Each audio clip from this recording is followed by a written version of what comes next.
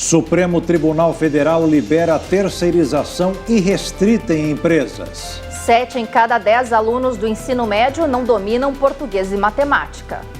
Operação prende 42 suspeitos de extorsão e participação em crimes no Rio de Janeiro. Nas eleições, santinhos somam mais da metade dos gastos com publicidade eleitoral.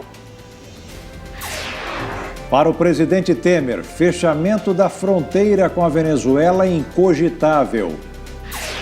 Paraná recebeu hoje imigrantes venezuelanos que fugiram da crise. Gasolina vendida nas refinarias fica mais cara a partir de hoje. Luka Modric é eleito o melhor jogador da UEFA na última temporada. Agora no Jornal das 22.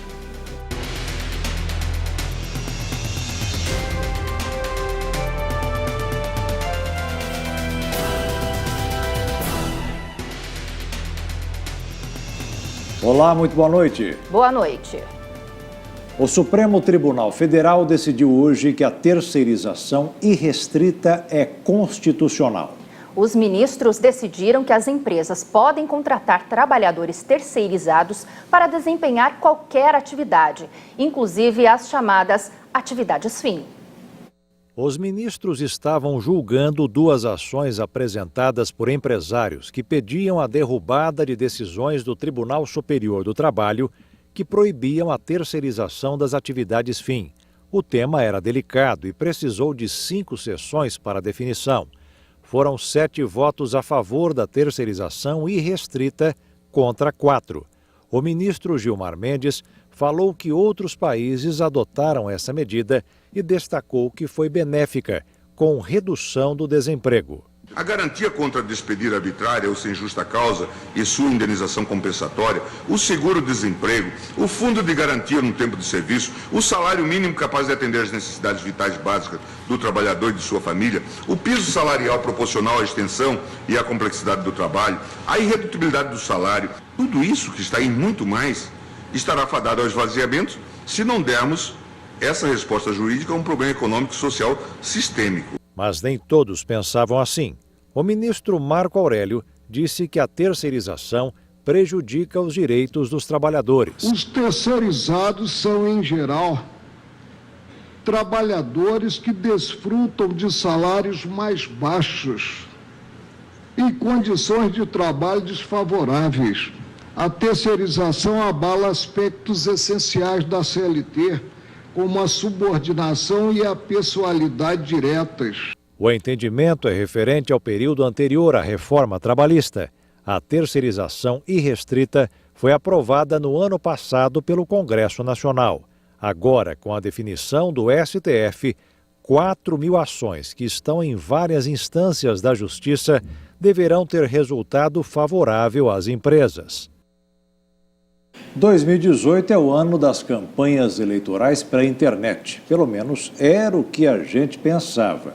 Os candidatos continuam a investir em propagandas mais tradicionais, como, por exemplo, o famoso Santinho. Segundo o Tribunal Superior Federal, já foram gastos mais de 50% das despesas de publicidade de campanhas com o material impresso. Investimento maior até mesmo do que programas eleitorais de rádio e TV. Apesar da internet ser uma das novidades deste ano, na prática a realidade é outra. Os candidatos ainda investem mais recursos com os tradicionais santinhos e com a impressão de adesivos. Esse tipo de propaganda representa 56% das despesas de divulgação que foram declaradas até agora ao Tribunal Superior Eleitoral, superando o gasto até mesmo das propagandas de televisão. Segundo o TSE, 39,7 milhões de reais já foram consumidos pelos candidatos com a publicidade eleitoral. O valor é pequeno, diante do total à disposição de 1,9 bilhão de reais, mas dá uma amostra de qual será a prioridade de investimento para a disputa este ano. Por enquanto, em primeiro lugar, está despesas com a impressão de adesivos. Os candidatos declararam 22,3 milhões de reais. Em segundo lugar, é o gasto com a produção de propagandas de rádio e televisão, que totaliza 13 milhões de reais. Só em terceiro lugar, com apenas 30% da despesa total com publicidade, está o impulsionamento de conteúdo na internet. Até agora, o valor investido é de R$1,1 milhão. O impulsionamento é quando uma pessoa paga pelo conteúdo que vai aparecer com prioridade na linha do tempo do usuário de alguma rede social ou quando ele acessar algum site de busca. Esse marketing político dos dias atuais, permitido por lei, funciona como verdadeiro termômetro de campanha, o que permite correção de rumos tão logo detectada alguma falha na comunicação com o eleitor. Ainda é difícil saber qual o impacto das redes sociais na eleição de 2018. Mas uma coisa é certa: nos Estados Unidos, elas ajudaram a influenciar o resultado da disputa presidencial em 2016.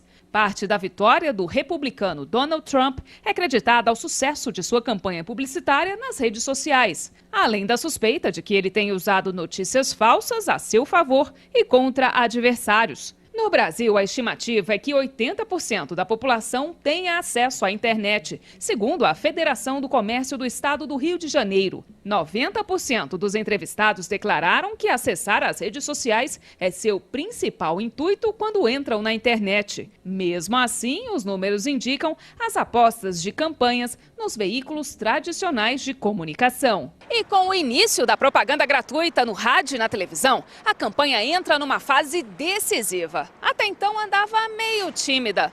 Nas ruas, por exemplo, ainda é difícil encontrar santinhos espalhados pelo chão. E é assim que a população espera que fique, sem a sujeira de candidatos. É que agora o eleitor tem uma ferramenta a mais para fiscalizar e denunciar infrações de campanhas eleitorais. É pelo aplicativo que ganhou o nome de Pardal. O aplicativo desenvolvido pelo TSE permite a fiscalização em qualquer esquina, desde que o eleitor ou eleitora tenha olhos e ouvidos atentos. É uma oportunidade para que os cidadãos participem daquilo que o Tribunal Superior Eleitoral decidiu, né? Que é errado, que não deve ser feito. Tem candidatos que só prestam para sujar a rua mesmo. Fazer bagunça, baderna, porque eu acho que para ganhar voto não precisa de fazer isso. O Pardal pode ser baixado gratuitamente nas lojas virtuais. É fácil de usar e permite anexar arquivos de áudio, foto e vídeo para facilitar as denúncias. O Ministério Público analisa a pertinência nisso, havendo realmente características de um crime, isso é enviado para a Justiça Eleitoral e se torna um processo que vai ser julgado. O smartphone, ele é um objeto presente no dia a dia do cidadão, seja do jovem, seja do mais idoso. E a gente tem que lembrar que a pessoa idosa, ela é tradicionalmente mais atenta às questões de cumprimento de regras, de observar se estão sendo ou não seguidas, ou seja, nós temos a chance aí de ter um grande movimento para tentar melhorar a campanha no Brasil, evitando os malfeitos. O Tribunal Regional Eleitoral do Espírito Santo criou o Pardal para as eleições de 2014. O TSE assumiu o desenvolvimento do aplicativo em 2016, quando recebeu mais de 90 mil denúncias contra candidatos. A pessoa, diante de uma ilegalidade, ela se identifica pelo seu CPF, pelo seu nome, registra e encaminha. Agora, ele pode, no próprio aplicativo, colocar a opção para que o seu nome não seja divulgável. O aplicativo está apto a receber denúncias de compra de voto, uso da máquina pública, crimes eleitorais e propagandas irregulares. O presidente Michel Temer afirmou hoje que os índices de criminalidade dos últimos meses da intervenção federal no Rio de Janeiro foram extraordinários. A declaração foi dada durante um evento em que foi apresentado um balanço dos últimos 6 meses da intervenção. Michel Temer disse que os índices de combate ao crime foram extraordinários. E dizer que eu ouvi agora uma longa exposição dos resultados da intervenção. E nesses 13 e 4 meses, os índices de combate à criminalidade são extraordinários. Ou seja, quando ultrapassa a margem dos 50%, já é extremamente favorável. E aqui, o apoio à intervenção que não é militar, a intervenção é federal, portanto, a intervenção civil, decretada nos termos da Constituição Federal, e eu não me canso de salientar que é uma intervenção cooperativa, já que foi feita de comum acordo entre o governo federal e o governador Luiz Fernando Pezão. O presidente afirmou também que o número de apreensão de drogas no Rio de Janeiro cresceu nesse período em que o Exército está atuando no combate ao crime. E nos últimos dias, o número de prisões cresceu substancialmente, portanto, daqueles que praticam ilícitos. Em segundo lugar, o número de apreensão de cocaína, maconha, também cresceu substancialmente, portanto, dando o resultado dessa intervenção. Apesar dos elogios do presidente Michel Temer, o comandante do Exército, semana passada, criticou o governo do Rio de Janeiro. O porta-voz do Comando do Exército, subtenente Crivellati, disse que mesmo com a intervenção federal, o poder público local se empenhou muito pouco para promover medidas capazes de modificar os baixos índices de desenvolvimento humano, o que para ele mantém o ambiente propício ao aumento da violência. O general Barros, comandante do Comando Conjunto Militar, afirmou em entrevista que as forças militares obtiveram bons resultados até agora. Da intervenção para cá, realizamos mais de 100 operações. Para termos uma ideia, da decretação da garantia da lei de ordem do ano passado até fevereiro foram 20. De fevereiro para cá, passaram de 100. Diversos tipos de atuação e sempre integrado com os órgãos de segurança pública aqui do Estado do Rio de Janeiro.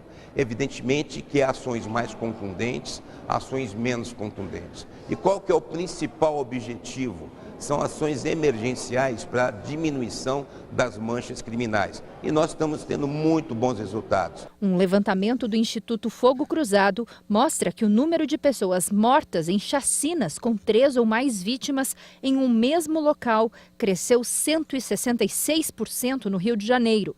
Segundo o relatório, em 2017, houve 21 chacinas que resultaram em 71 pessoas mortas.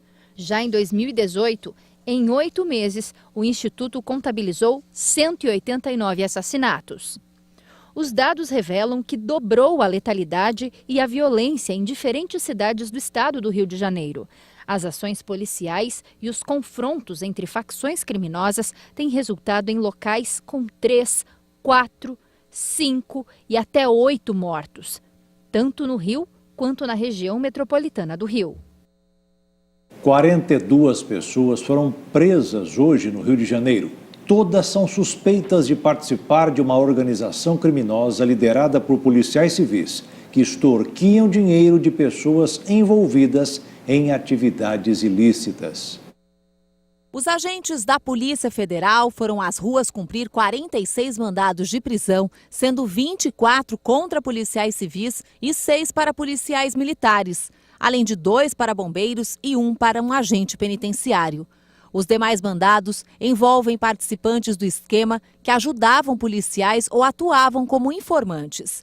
Entre os alvos da operação estão 3 delegados da Polícia Civil. De acordo com as investigações, os envolvidos tinham como objetivo localizar possíveis infratores da lei e seu potencial econômico e, então, realizar batidas policiais contra eles. Em vez de seguir a lei, os denunciados exigiam uma quantia em dinheiro para que os infratores não fossem presos ou tivessem as mercadorias apreendidas e sofressem os devidos procedimentos legais. Segundo a denúncia, a organização criminosa fazia graves ameaças e até agredia fisicamente as vítimas. A ação faz parte do Ministério Público do Rio de Janeiro e o Departamento de Inteligência da Secretaria de Segurança Pública do Estado. O Ministério da Educação divulgou hoje os dados do Sistema de Avaliação da Educação Básica de 2017. E o resultado não é nada animador. Segundo o ministro Rocieli Soares, o ensino médio brasileiro está absolutamente falido e chegou no fundo do poço. Os testes do Sistema de Avaliação da Educação Básica foram aplicados a 5.400.000 estudantes do 5º e 9º ano do ensino fundamental e da 3ª série do ensino médio. O resultado foi desanimador e revelou um verdadeiro abandono na educação brasileira. Foram apresentados vários recortes sobre os problemas nessa área. Em um deles, o Ministério revelou que 7 de cada 10 alunos do ensino médio tem nível insuficiente em português e matemática. Segundo os dados, a educação não evolui desde 2009. É porque nós estamos agregando muito pouco ou quase nada dentro do ensino médio brasileiro e essa transformação precisa ser feita. Avançamos muito com a Base Nacional para o Ensino Fundamental, que está em fase de implementação. Demos um passo importante no início da reforma do ensino médio, precisamos avançar com a Base Nacional do Ensino Médio agora para dar um norte para o país, para o que a gente precisa para o ensino médio brasileiro. E o ministro foi ainda mais duro na autocrítica. Disse que o ensino médio está falido e destacou que, se nada for feito, o próprio futuro do país fica comprometido. O ensino médio brasileiro está absolutamente falido. O ensino médio está no fundo do poço. E está na hora deste país, mais do que nunca, tomar uma decisão e seguir o rumo de buscar a melhoria, dando um olhar muito especial ao que a gente está apresentando com os nossos jovens, lembrando que nós estamos chegando ao final do nosso platô, nós vamos ter menos jovens no Brasil, e se a gente continuar dando uma educação insuficiente para os nossos jovens, nós não vamos conseguir avançar enquanto país. Os números são números aterrorizadores. E veja a seguir, TSE marca sessão extraordinária e deve decidir se Lula pode aparecer na propaganda eleitoral. E ainda, técnico do Corinthians critica árbitro que apitou o final da Copa do Mundo.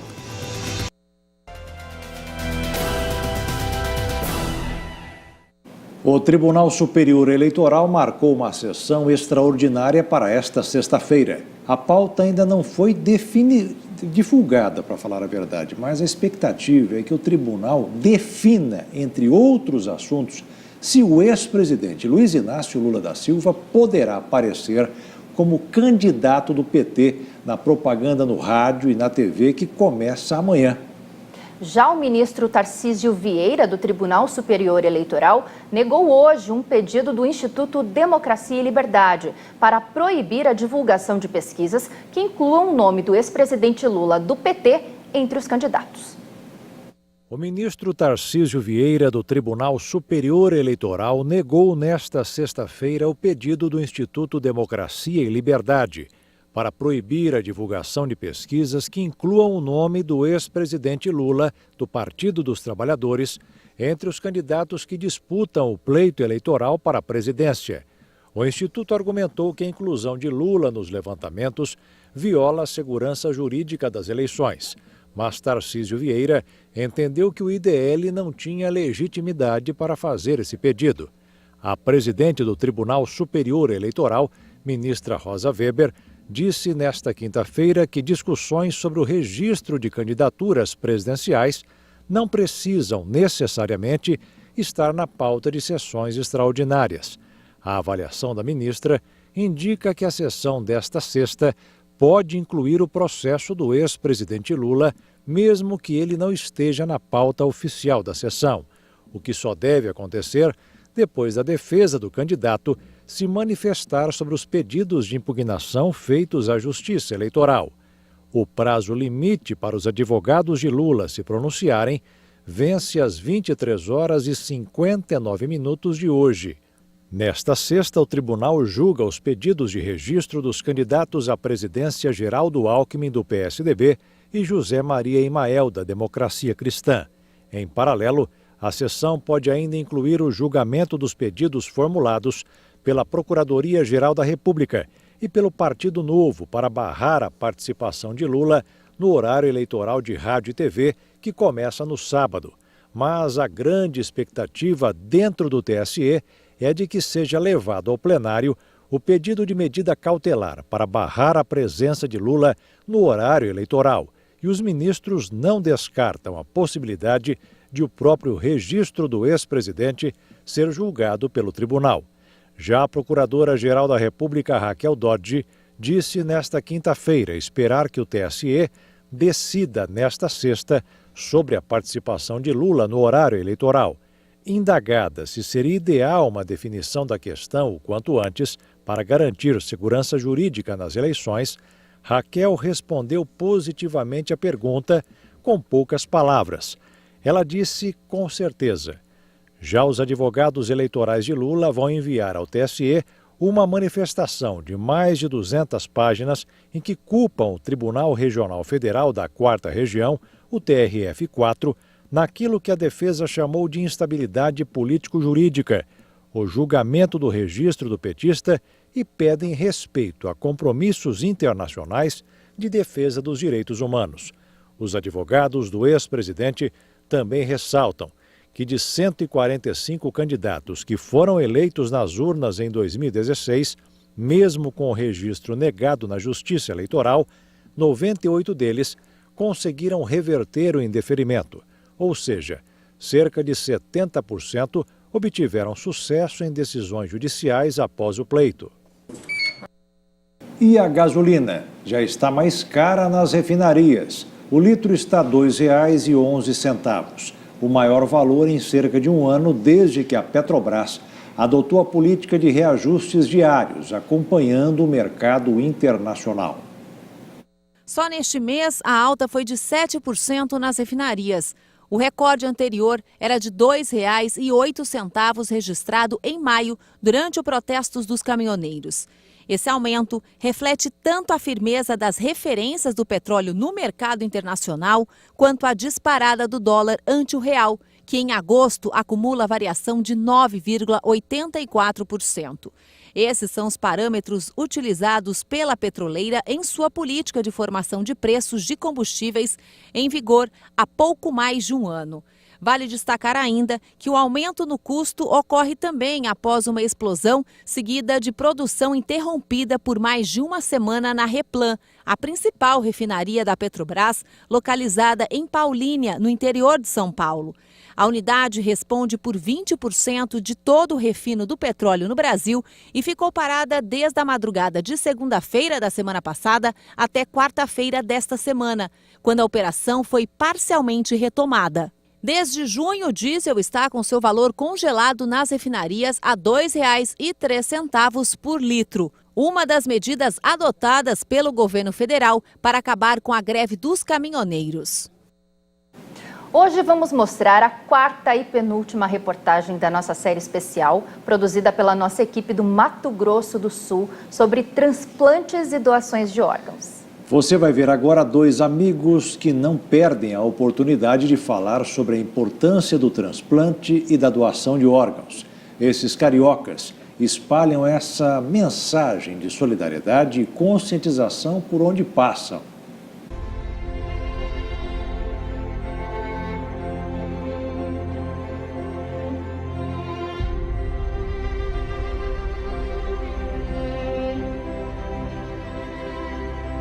Milhares de pessoas unidas em várias partes do país lutando por uma única causa: incentivar a doação de órgãos. A ideia surgiu no Rio de Janeiro há pouco mais de um ano. O instituto se chama GATO, Grupo de Apoio ao Transplante de Órgãos. Por que eles formaram? Porque é tão difícil a gente achar um doador. Porque as pessoas não têm conhecimento, não sabem como doar. Porque às vezes as pessoas acham que só doar é em morte.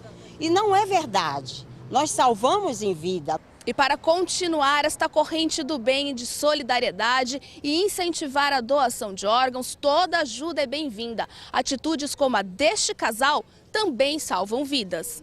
Paulo e Dilene são do Rio de Janeiro e, engajados em vários projetos sociais, aproveitam também momentos de lazer, como, por exemplo, quando viajam, para levar palavras de incentivo à doação de órgãos. Eles estão em Dourados visitando a família e, mesmo assim, carregam consigo camisetas e panfletos, levando mensagens de amor por onde passam. A gente está muito feliz, né? Muito feliz mesmo, porque eu posso ser a próxima da fila.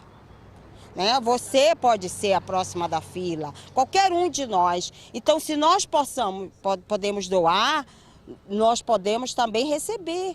E a maior gratificação é a gente se sentir útil ao teu próximo, que é o muito mais importante, né? Mas e você? É doador de órgãos? Já fiz isso. Então a senhora é doadora? Já registrei. Quando tinha que registrar, eu registrei. Acho que não. Tem alguém na família que já precisou de algum transplante? Alguém dentro do seu círculo de amizade? Ainda não. Só uma amiga minha que teve, né, ela recebeu órgão. Você é doadora de órgãos? Não. Tem vontade de ser? É bom, né? Ajudar quem precisa.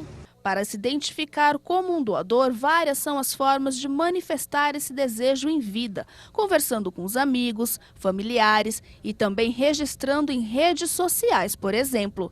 Só que o mais importante mesmo é deixar a família consciente da sua vontade, já que no momento da doação a decisão final é dela sobre o destino dos seus órgãos. Acho que falta programas, assim. Existem em alguns estados isso de maneira muito forte. Por exemplo, em São Paulo tem até uma corrida, que é a corrida do Sou Doador, né? Que vai acontecer agora em novembro, dia 18 de novembro. Só que aqui no nosso estado, Mato Grosso do Sul, assim, falta programas de incentivo para as pessoas se conscientizarem dessa forma, né? O que é o único meio, né? A conscientização das pessoas entenderem o quanto é importante, o quanto pode salvar vidas.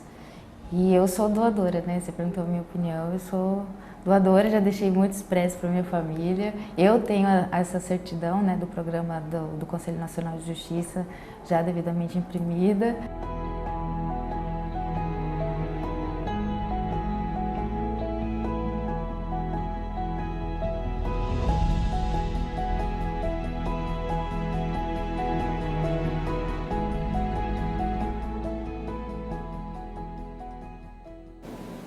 E veja a seguir, para o presidente Michel Temer, o fechamento da fronteira com a Venezuela é incogitável.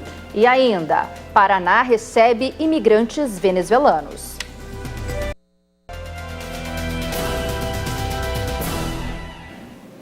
O presidente Michel Temer reafirmou hoje que é incogitável fechar a fronteira com a Venezuela. Após uma reunião no Palácio Duque de Caxias, no Rio de Janeiro, ele se disse satisfeito com a intervenção federal no estado. O presidente Michel Temer voltou a afirmar que não vai fechar a fronteira do Brasil com a Venezuela em meio à crise migratória que atinge principalmente Roraima. Na terça-feira, ele decretou o uso das Forças Armadas para reforçar a segurança no estado. Temer participou nesta quinta-feira no Palácio Duque de Caxias, no Rio de Janeiro, de uma reunião no Comando Militar do Leste. Seria, volto a dizer, incogitável o fechamento de fronteiras. E eu não entendo como é que se quer dizer, o Temer, o presidente, agora está pensando em fechar a fronteira. Não há isto, não haverá isso, ao contrário. E o estado do Paraná recebeu hoje 60 imigrantes venezuelanos que desembarcaram para uma nova vida em Goiuerê. Goiuerê é a primeira cidade paranaense a receber venezuelanos. A ação foi organizada dentro da Operação Acolhida, iniciada pelo governo federal em parceria com a Agência da ONU para Refugiados. O objetivo é dar assistência aos imigrantes que chegaram ao Brasil fugindo da crise que atinge a Venezuela.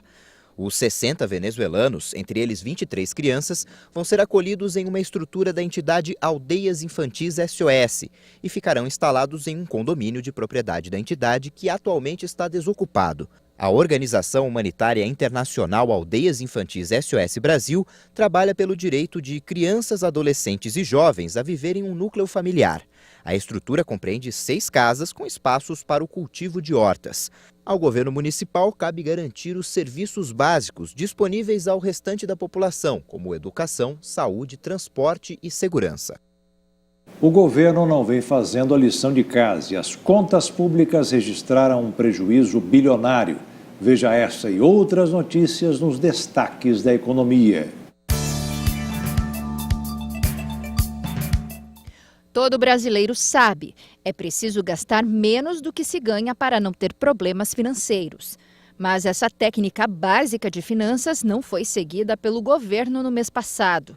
Segundo a Secretaria do Tesouro Nacional, as contas públicas registraram um prejuízo de 7 bilhões 540 milhões de reais em julho.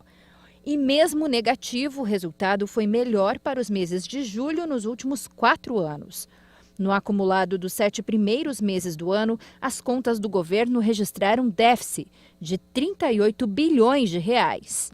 Para 2018, o governo está autorizado pelo Congresso Nacional a gastar até 159 bilhões a mais do que for arrecadado com impostos. E nesse valor ainda não estão incluídos os gastos com juros da dívida. E vale lembrar, quem paga essa conta é o contribuinte. O ministro da Defesa, Joaquim Silva e Luna, disse nesta quinta-feira que o governo vai aprovar a venda da área de aviação comercial da Embraer para a norte-americana Boeing. O negócio depende dessa aprovação porque o governo brasileiro detém a chamada Golden Share, um tipo de ação que dá poderes de veto em discussões de caráter estratégico. A definição deverá ser divulgada após as eleições. A Embraer, terceira maior exportadora do Brasil, e a Boeing anunciaram no início de julho a assinatura de um memorando de entendimento para formar outra companhia. O negócio foi avaliado em mais de 4 bilhões de dólares. 2 companhias arremataram as 3 distribuidoras da Eletrobras, que foram leiloadas nesta quinta-feira na Bolsa de Valores de São Paulo. As empresas se comprometeram a fazer um aporte imediato de 668 milhões de reais nas subsidiárias, que juntas deram um prejuízo de quase 3 bilhões de reais para a estatal. Com isso, a Eletrobras repassou para a iniciativa privada as companhias de eletricidade do Acre, Rondônia e de Roraima e se livrou das distribuidoras consideradas deficitárias pela estatal. No mercado financeiro, o dólar fechou em alta nesta quinta-feira. A moeda norte-americana subiu 0,78% e encerrou o dia cotada a R$ 4,146 na venda. Daqui a pouco você acompanha aqui com a gente a desvalorização do peso argentino. E ainda, exposição em Recife mostra a rotina do trabalho rural.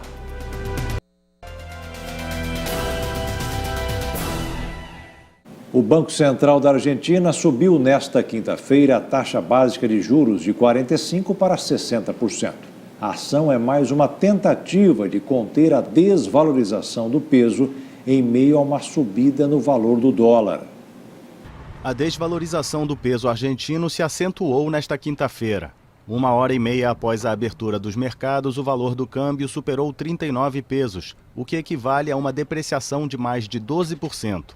O Banco Central do país reagiu, elevando de 45% para 60% a taxa básica de juros, uma das mais altas do mundo. Ao mesmo tempo, aumentou as reservas dos bancos para reduzir a liquidez da moeda.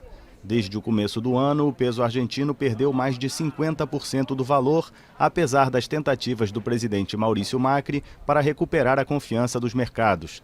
Na quarta-feira, Macri anunciou que o Fundo Monetário Internacional vai antecipar os pagamentos previstos no acordo de 50 bilhões de dólares, selado em junho passado, para garantir o financiamento do país. Segundo o governo, com o adiantamento, Buenos Aires garante o pagamento de seus compromissos da dívida até o final de 2019. Em Recife, no Pernambuco, uma exposição fotográfica destaca o cotidiano do produtor rural e desperta a reflexão sobre a vida do campo. O belíssimo Rio de Janeiro teve um registro digno de um cartão postal. O passeio pelas salas do Museu do Estado de Pernambuco também revela outras obras em que a natureza é documentada. As imagens despertaram o interesse do público e garantiram o auditório lotado. Todos atentos ao Rodrigo Braga. O artista nasceu em Manaus e veio morar no Recife aos 2 anos de idade. Hoje ele vive no Rio de Janeiro, mas já registrou a natureza por meio da fotografia no Nordeste, Amazônia e na Floresta da Tijuca. As intervenções que eu faço direto nos objetos ou na paisagem, elas são, na verdade, um reflexo do que é a humanidade. A exposição Agricultura da Imagem de Rodrigo Braga percorreu vários municípios do Brasil e registrou o contato da natureza com o ser humano. Uma maneira diferenciada de fotografar por meio do olhar de um homem apaixonado pelas artes visuais. O título dessa amostra é Agricultura da Imagem. E não à toa essa agricultura, que é muito relativa ao chão, a arar, a plantar e a colher, ela está associada ao nome imagem. Porque, na verdade, eu não sou um agricultor clássico, mas pode-se dizer que eu, como um inventor, como um artista, eu aro, eu semeio também algo. É possível perceber em cada fotografia a ação do homem na natureza. Animais mortos nos lembram a necessidade de cuidar do meio ambiente, para que a vida possa prevalecer. As imagens despertam sentimentos vividos pelo artista e passados para o público por meio de cada detalhe registrado. Rejane já veio visitar e se encantou com o que viu. Ele vive isso, porque ele vai até o ambiente, ele se integra àquele ambiente, ele sente, ele vive na carne, né? Tem obras que eu me emocionei várias vezes.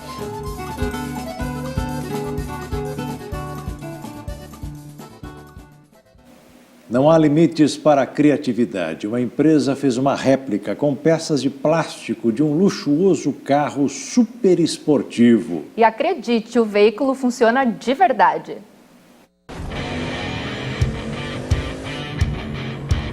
De um lado, um super esportivo da Bugatti, capaz de atingir 400 km por hora.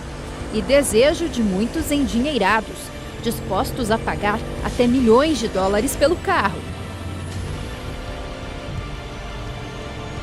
Do outro, uma réplica feita com mais de 1 milhão de peças plásticas. As peças plásticas foram utilizadas para a produção do chassi, das lanternas e do interior do veículo. Até o motor foi feito com engrenagens especiais do material. E mais impressionante é que a réplica funciona de verdade. A velocidade, no entanto, fica muito abaixo do original.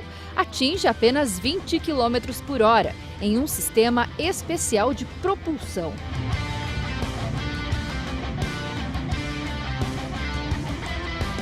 O processo de construção do gigante carro de brinquedo envolveu 16 profissionais, entre designers, engenheiros mecânicos e elétricos, e consumiu mais de 13.000 horas de trabalho. A montadora não informou qual será o destino da réplica, mas se resolver vendê-la, certamente terá uma fila de interessados. E o Jornal das 22 termina aqui. Uma excelente noite para você e até amanhã. Boa noite, fique na paz. Tchau.